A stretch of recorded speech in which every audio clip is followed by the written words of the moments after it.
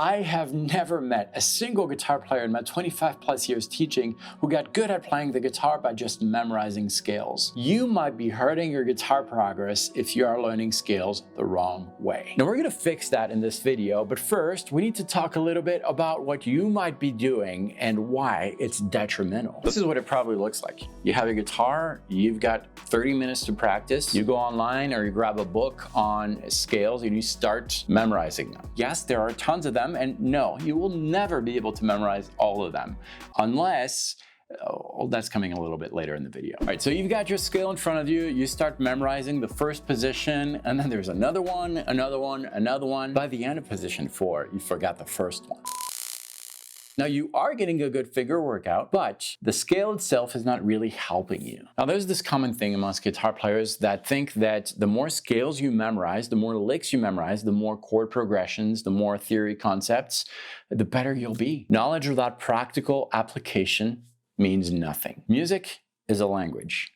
Language is used to communicate emotions, feelings, stories. If music is a language, then a song is a story. A musical phrase is a sentence. A lick is a word. A note is a letter.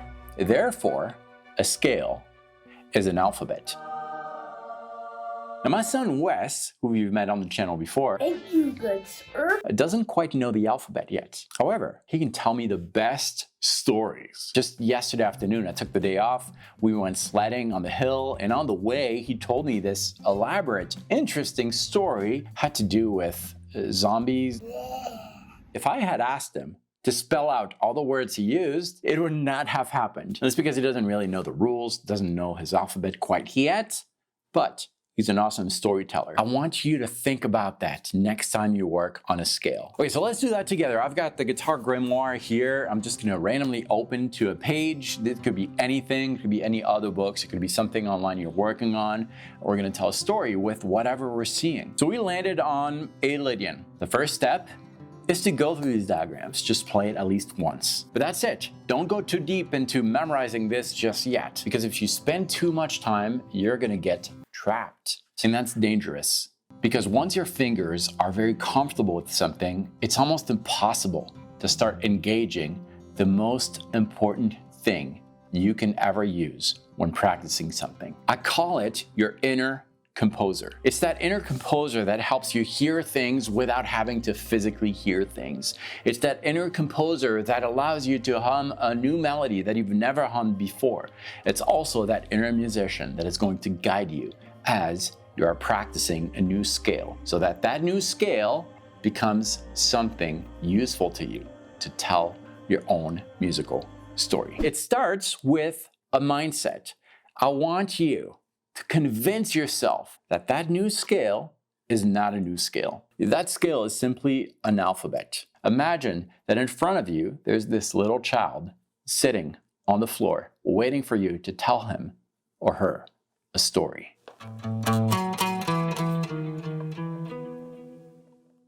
If you have kids, you know exactly what I'm talking about. You start telling them a story and then you embellish.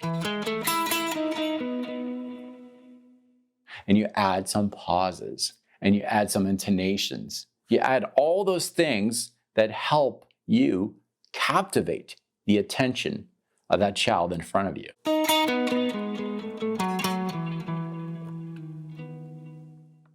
As you're going through this process, your inner musician is going to get more comfortable with what it's hearing and also what it's saying. And it's not your fingers that are telling this story. And that's because we made sure to start this process of telling a musical story with this new skill right away before your fingers got trapped into the comfortable patterns. Right now, all the physical aspect of playing that scale is kind of new and fresh. And because we are engaging our inner musician, also known as our internal ear, right away, we're getting familiar with the sound and the feel of that scale. As you're going through this creative exercise, think about the translation of these musical elements with the story world. We're no longer approaching this with a mathematical mind, trying to memorize the patterns, visualize them, embed them into our fingers so that they're second nature. We're not doing that. We're just using this scale, this tool, as an alphabet. What makes an awesome storyteller is not the ability to say the alphabet up and down or start descending the alphabet from the letter X right away. No, it's the ability to convey emotions in a story with very simple tools. Now, you and I are very lucky as musicians because in music, we don't have the rules that a traditional language has. Now, yes, there are a lot of different alphabets, scales. Pick one and go through the exercise I just told you. If you like the sound of it, great. If you don't, move on to another one. Okay, we still need to address the big elephant in the room. Now that you know what scales really are, how do you memorize all of them? Use numbers. In music, an alphabet can have up to 7 letters. A scale can have up to 7 notes. Each of these notes can be assigned a number from 1 to 7. Now I want you to picture these 7 numbers as characters of a story. Each character is different and interact with each other in a unique way. Now what differentiates one scale from another is the personality of the characters involved. Each note of a scale can have different personalities. Sad, happy, mysterious.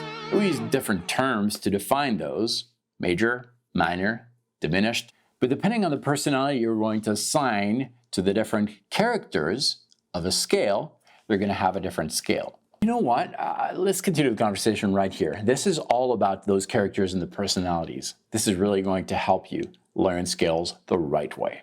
I'll meet you right there.